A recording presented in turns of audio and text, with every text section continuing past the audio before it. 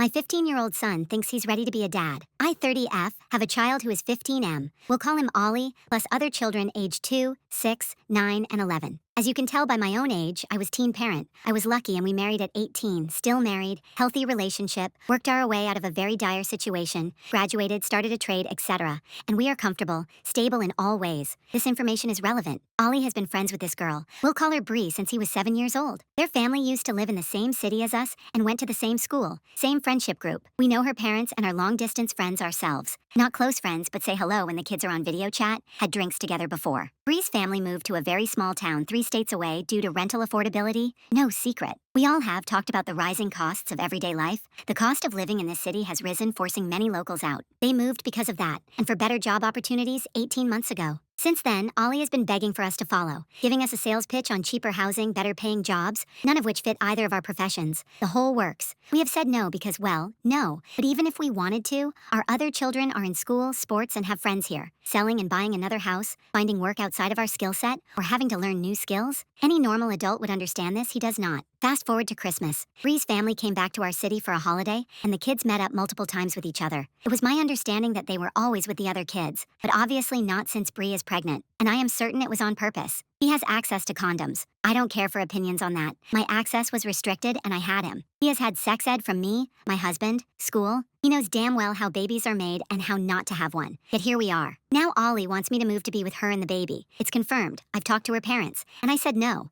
I don't feel I need a reason, but he asked and I gave it anyway. You're 15. We don't have any proof it's your child yet. I'm not moving us away from our lives and you aren't going alone until you're 18. We will do a DNA test, then we'll look at parenting plans. Too bad, too sad. Actions have consequences, and now he has to take responsibility. He took that straight back to Bree, and now all communication between me and her parents has been cut. I'm suddenly the villain, a terrible person. My comments about the DNA test are disgusting, and apparently fueling my son's hate for me. He keeps repeating that I'm keeping him from the love of his life and future baby, using my own successful relationship as proof it can work out. The irony is suffocating. He doesn't see the difference between being a struggling teen mom and a naive teenage boy who thinks moving 3 states away will magically fix everything. And I'll admit it, I don't even know if I'm right anymore. I'm upset, I'm exhausted, and for the first time in years, I feel like the life I worked so hard to build is starting to slip. She's due in September, around the 22nd, so no, there's no option for abortion. I don't think adoption was ever on the table either. Last night, he admitted it wasn't an accident. Apparently it started as a joke, and then they treated it like a plan. When he said those words, my heart dropped, a joke that turned into a child. And he said it almost proudly, like they had accomplished something. To make it worse, Bree's parents only pass messages through my son. I've heard it myself standing outside his door. Tell your mother insert info here. They mock me, they talk trash about me with my own kid in the room, and Ollie soaks it up. They're appalled that I would even consider asking for a DNA test when I've known Bree half her life. But knowing her doesn't magically erase biology, and it doesn't erase her history. Bree broke up with Ollie twice in the last 18 months because she found someone else in her new town. Each time when it ended, she came back to him. She's not a bad kid, but her behavior has been toxic since childhood, and her home life is chaos. 9 kids in a blended family with constant instability and mental health struggles everywhere. I refuse to let my son leave stability for chaos. I've said it. I'll keep saying it. I want a DNA test, and I will not budge. But every time I draw that line, I feel the distance between me and Ollie growing wider. After the conversation about the baby being designed, the house became unbearable. Ollie paced the rooms like a martyr. He barely ate, didn't talk to his younger siblings, and spent hours on his phone waiting for a text from Bree. When there was no notification, he simply stared at the screen, as if he could will her into texting. I watched this and felt both anger and pity. My son is only 15. Yesterday he asked me for money for a new backpack. Today, he seriously claims that he is ready to raise a child. My husband reacted much more harshly. He is a man of few words, but every word he said cut like a knife. You have the intelligence of a pear, he told Ollie when he again demanded that we respect his choice. I wanted to intervene, but I remained silent. To be honest, somewhere inside I was thinking the same thing. The situation with Bree's parents was getting worse. We were blocked on social media, they wouldn't answer our calls.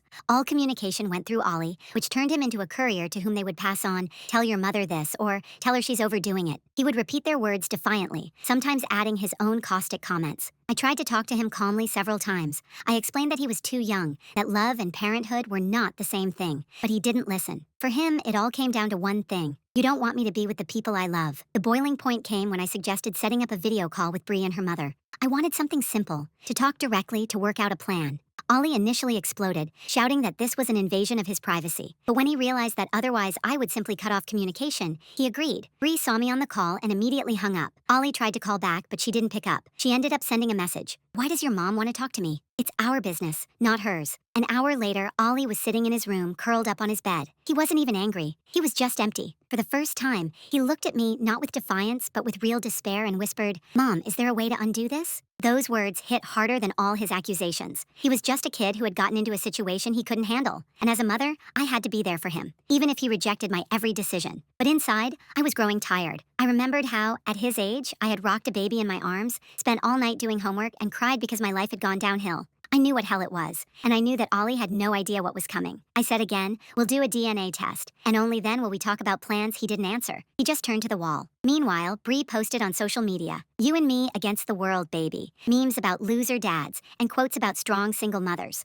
Ollie's friends began writing in the comments that he hadn't abandoned her, that everything was wrong. In response, Bree blocked them. I watched this drama unfold online and realized that my son was trapped. He was being used, goaded, played on. And instead of seeing the bigger picture, he believed in the romantic story of true love. At some point, my husband said, "We have to protect him, even if he doesn't want it." And I realized, there's still a long, painful path ahead of us. At some point, it became clear simply waiting for September meant giving up the match without playing. I made tea, laid out a notepad, laptop, and a clean folder on the kitchen table. On the cover, I wrote one word with a marker: September. Inside there are 7 tabs, as if I was going to run a project and not save my son from jumping into the abyss. Ollie sat opposite, pale, with an empty look, fiddling with the edge of his hoodie. "Are we really going to do all this?" he asked, almost in a whisper. "We're really going to do all this," I answered, because that's what adult life is. Not posting memes, but making decisions. I called the clinic and found out about the non-invasive prenatal test. The price was steep, and so was the line, but they made an appointment for a consultation. "We'll pay," I said into the phone, "provided that the child's mother gives her consent." "No way without her written permission," they answered.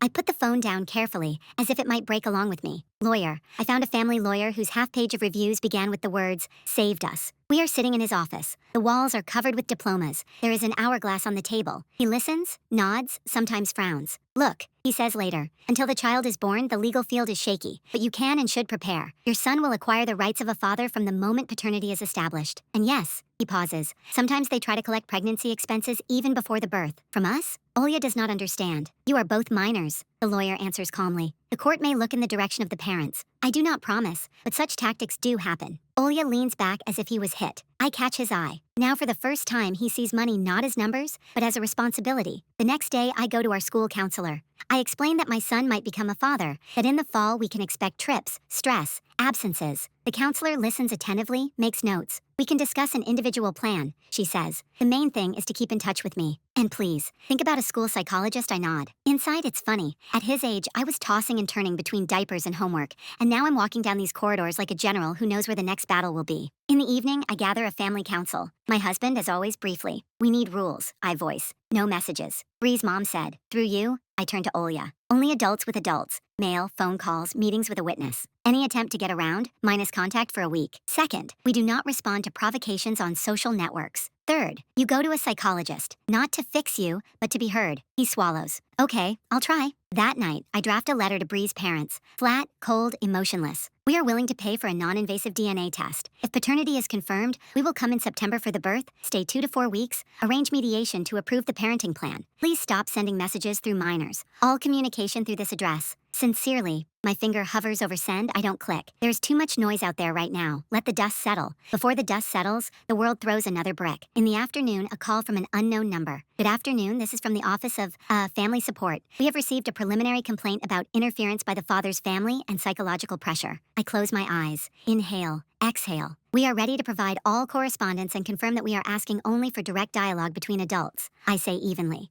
"And we insist on DNA since both parties are minors." I understand. There is even sympathy in the receiver. Just recording. Olya listens to this, shifting from foot to foot, then suddenly breaks down. "Mom, what if I can't handle it? What if I don't want to be a father?" My husband noisily puts his mug down on the table. "That doesn't happen. If you did it, answer. But answer with your head, not with romantic posts." I put my hand on my son's shoulder. Not wanting is a feeling. Being is a fact that the test will confirm. The test is our first bridge across this river. In the evening at our house, there's a little training session for his future adult life. I teach him to call, introduce himself, ask questions without accusations. We act out how he asks Bree for the date of his next appointment to coordinate the test. "Hi, it's important to me that everything is properly formalized from day one. Let's find the nearest DNA slot. I'll pay. This isn't against you. It's for our potential child," he says, faltering but holding on. "One more time." I say, and a little warmer, without potential. Say if it's confirmed. He rests his palms on the table, looks at my September folder. And if she simply doesn't give consent, then we wait for the birth and do it postnatally. And at the same time, we record the refusal. Papers are more important than posts and stories, Olya. By midnight, I'm back to writing. I erase, respectfully yours. I write, in order to protect the interests of minors. It sounds almost like a lawyer, but that's exactly what I need right now. I'm a mom and a reluctant lawyer. I'm not going to let 40 internet posts define my son's life.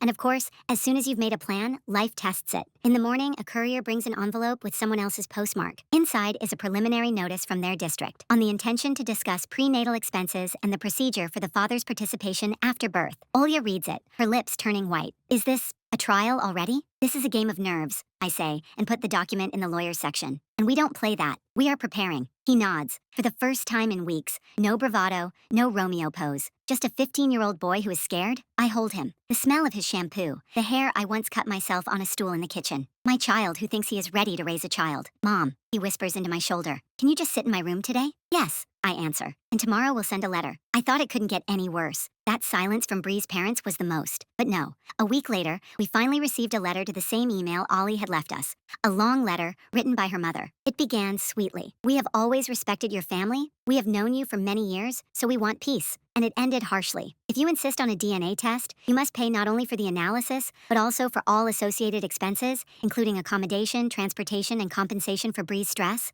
Otherwise, she will not agree. I sat there with this letter and literally shook. Stress? Compensation? My 15-year-old son is being billed for wanting to make sure this is his child. My husband looked over his shoulder and just said his classic, the intelligence of a pair, and even less of those who wrote this. We decided not to respond for now, but Ollie found out about the letter. Bree sent him a screenshot. He flew into the kitchen, all red, and shouted, "Why don't you want to pay? This is my child." They are right, you are just trying to ruin everything. I tried to explain, we are ready to pay for the test, but not for their stress and hotels. But he was no longer listening. Teenage stubbornness mixed with the first real fear. That same night, he texted Bree, "I'll find the money myself." I saw the message in the morning. He'd forgotten to close his laptop. My heart sank. He was planning to work anywhere. Unload boxes, hand out flyers, even started looking for extra work online. I sat there thinking, oh my God, this is the same boy who couldn't reheat pasta without being reminded yesterday. Meanwhile, rumors began to circulate at school. One of Bree's friends forwarded her posts, pictures of her belly with captions like, "Me and Daddy waiting for you," memes about abandoned dads. And even though there was no name, everyone knew it was about Ollie. People whispered in the cafeteria, exchanged glances in the hallways. He kept up appearances, but at home he rarely left his room.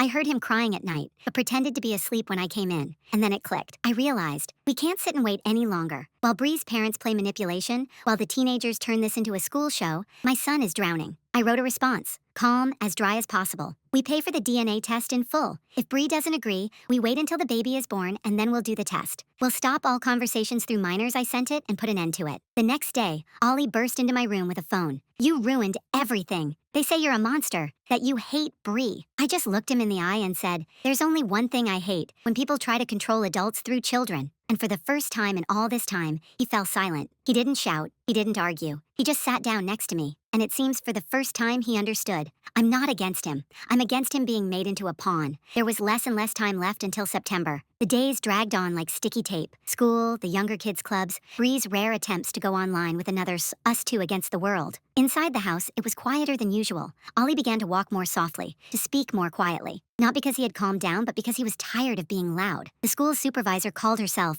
I signed Olya up for a psychologist. No labels, just a place where he will be listened to. He went as if to an execution and came back confused. He didn't argue with me. Olya shrugged. He just asked, "What does being a father mean to you?" By the hour, from 6 in the morning until midnight. I didn't know what to say. "And what did you say?" "That I would love." He answered. Love is fuel. The car still requires maintenance on schedule. The psychologist gave him homework. To make a budget. Diapers, formula, clothes, medicine. A schedule. Who gets up at night, who takes him to the ward doctor. A plan in case of illness. Ollie wrote 3 lines and froze. He sat with a calculator and looked at the numbers as if they were a different language. And then I suggested what I had long had in mind. Let's play a fair game. For 2 days you are the adult on duty. Not alone, we are nearby, but the routine is yours. Getting up, feeding, driving, putting to bed. If you want to be a father, let's try on the load. He nodded, without bravado. Day 1 began at 6 in the morning with a 2-year-old screaming. A diaper up to his elbows, porridge on the ceiling, a spoon in his hair. Ollie tried to switch cartoons, hold a spoon, and catch the little hands that were reaching for everything at once. There were banana and tear stains on his hoodie. At 7:40, he was trying to tie the 6-year-old's shoelaces and put an English notebook in the 9-year-old's backpack at the same time. At 8:02, he realized he'd forgotten his water bottle. At 8:03, the 6-year-old had soccer today and needed a uniform. He sat in the car in the school parking lot and said nothing. Then he exhaled, and that's without the newborn. During the day, deliveries, queues, by evening, the 6-year-old has a fever. The syrup spilled. The thermometer wrote ERR because it was supposed to be held under the arm, not on the forehead. At night, waking up at 1, at 3, and at 4:45. At 5:15, Ollie was sitting on the floor by the crib and whispering, "Brother, please sleep, please sleep." The second day wasn't easier, just quieter. He didn't argue with the time anymore. At 7:10, he checked the backpacks himself. At 9, he ironed the t-shirt himself. At 11:42, when the 2-year-old threw a tantrum over a blue cup, not green but blue, he looked at me with a confused smile. "It's not curable, right? It's called 2 years." I smiled back. By the evening of the second day, he fell asleep on the couch, right in his sneakers. I covered him with a blanket and suddenly remembered a completely different boy, the one I lifted in my arms at night 15 years ago. My chest felt warm and heavy at the same time. In the morning, he came into the kitchen first. "Mom," he said without preamble, "if the test is positive, I can't move. I want to be close, but not like this. Is it possible? Is it possible to be a father without living there?" "Yes," I answered. "That's what's called a parenting plan. Schedule, responsibility, money, presence, even if there are state lines between you." We sat down at the table and drew 2 columns. If DNA, yes. If DNA, no. With different points in them by columns, he looked at the sheet and nodded like an adult. And suddenly, as if having made up his mind, he added, "And one more thing. No war in the comments. I don't want to be a picture in other people's stories." The husband came in with these words, put a mug on the table. "A man is not someone who yells 'my child' and then," he said, "but someone who quietly gets up at night and goes about his business when he has to." And for the first time in weeks, he added more softly, "You did well. For a start, very well indeed." We sent a second version of the letter to Bree's parents. No hard edges, straight facts, 2 dates to call, and a link to the clinic. I set a timer, not for them, but for us. Living in anticipation is destructive. The answer wasn't from them. It was a number with their area code. "Hello," said a woman's voice. "I'm a social worker at a local hospital. Your son is listed as the father on Bree's prenatal care form. Since he's a minor, we'll need to contact his legal guardians to discuss admissions forms and postnatal access. We'd like to set up a preliminary call." I took a breath. "We're ready," she said evenly. "And we ask that you record that until paternity is established, all decisions are made through us as guardians." "Of course," she replied. "And one more thing. Bree refused a prenatal test. But we can discuss postnatal sampling in the first few days?" I looked at Olya. He heard every word. For the first time in a long time, his eyes were not empty. There was anxiety in them, but also clarity. "We'll come to an agreement," he said into the phone. "I won't run away." After the call, he sat down on the floor in the hallway and rested his forehead on his knees. I sat down next to him. "I'm scared," he whispered, "and I'm ashamed of the words I said." "Fear is normal," I answered. "Shame is too. The main thing is what you choose to do now." He nodded. "Then let me call the clinic myself." And the psychologist again. "I want to come there with questions ready, not with a hero's pose." That evening, the house was unusually quiet. No one was shouting, no one was throwing doors. We ate pasta that Ollie had cooked himself, too salty, but he cooked it himself. The younger ones argued over a board game. My husband swore at the news. I wrote a list. Diapers, child car seat, documents, copies of vaccinations. Life slowly entered the rhythm of preparation, not panic. Before bed, the phone beeped. A message from an unknown source. "This is Bree's older sister. I need to talk, tomorrow, without their parents. I have something you need to know." I froze with the phone in my hands, and I realized the next step could change everything, and in whose direction, we don't yet know. We met in a neutral place, a small coffee shop by the highway, where no one knew anyone. Bree's older sister introduced herself in a whisper. "I'm Lauren. They call me something else at home, but..." She smiled briefly. "It's easier this way." She held the phone in her hands like a life preserver and kept glancing back at the door. "I didn't come here to rat out Bree," she said immediately. "I love her. But what's happening is wrong, and there's something you need to know." We were silent. Let her not be afraid. Lauren looked at me. "It's convenient for Mom that in the questionnaires father is Olya. It gives her leverage. Social payments, alimony, medical questions. They want him to sign the papers in the hospital, right after the birth, without a test. So far, everything is emotional." My chest went cold. "What papers?" "Recognition of paternity. In our area, they do that right in the postnatal ward. A signature is enough for them, and he's a minor. But we already had this with our neighbors. The guy was also a minor, and he signed anyway. Then it was too late." She looked away and added even more quietly, "And also, his name is already written in the observation card." Mom told the nurse, "Father, Oliver." Lauren frowned, remembering. "You dictated the last name once on a video call," they remembered. I felt my internal September mode kick in. No panic, just steps. "Do you have proof that the plan is to get a signature at the hospital?" She nodded and held out her phone. Screenshots of the conversation. "The main thing is to catch them there. He won't refuse when he sees the baby." then a list of who's running where. I'm going to the paperwork. You're taking the form from the nurse. Lauren took a deep breath. I'm not saying this because Bree is bad. She's a child. She was told it was supposed. She was promised it would be easy if Daddy signs. And at home, she winced. It's chaos. Any stability is worth its weight in gold. She fell silent. I saw a man who takes a step against his own fortress. That is worth a lot. We thanked her and went out to the parking lot. My husband didn't swear. He just pressed his lips together until they were white. I called the same social worker at the hospital. We just found out that the forms listed the father without confirmation. Please record. A child cannot have a legally recognized father without voluntary and informed consent, I said, holding onto the railing to keep my voice from shaking. Our son is a minor. Any attempt to get a signature without our participation and legal advice is contestable. The social worker listened and, to my surprise, responded without bureaucratic coldness. I'll mark the file. We'll give the nurses instructions. No form of recognition without a guardian present and without a marked conversation with a consultant. And one more thing, we have a media coordinator. Would you like a group call with Bree's parents? We want to, I said, and felt the ground return within me. At home, Olya and I sat on the sofa. I put the screenshots, the written names, the dates in front of him. They want you to sign at the hospital, right away, without a test, without us. He turned pale. Why without you? Because it's easier, and because it will be too late to roll back later. He looked at the photo for a long time, then whispered, I won't sign, even if it seems right to me. I won't sign without you. In the evening, we wrote to the lawyer. He responded quickly. I will send a letter to the hospital, a statement of intent and a ban on any legal actions without the presence of guardians. I will be available for a call with the coordinator. A new tab appeared in the September folder, Hospital. The next day, a group call. On the screen, a social worker, a media coordinator, us, and a black window with the words Mama Bree written on it. A voice from the darkness. We don't have to agree to this. This is our child. Ollie is the father, he said so himself. I breathed in anticipation of not getting emotional. I'll repeat it again, the coordinator said. Until there is recognition of paternity and/or a test, the legal decision is up to the minor's legal guardian. The parties can agree on visits, but there will be no signatures. The Mama Bree window shut down. The coordinator just nodded. We'll continue without them. I'm recording each side's position. After the call, Lauren sent another text. Hang in there. They're freaking out, but it's in the system now. Oh, and one more thing. Date, September 22nd. Doctor said probable conception. Late December toss early January. Bree went to a friend's New Year's party without her mom. Miles was there. The one. I don't know if this matters, but you asked about the conception window. I read it twice.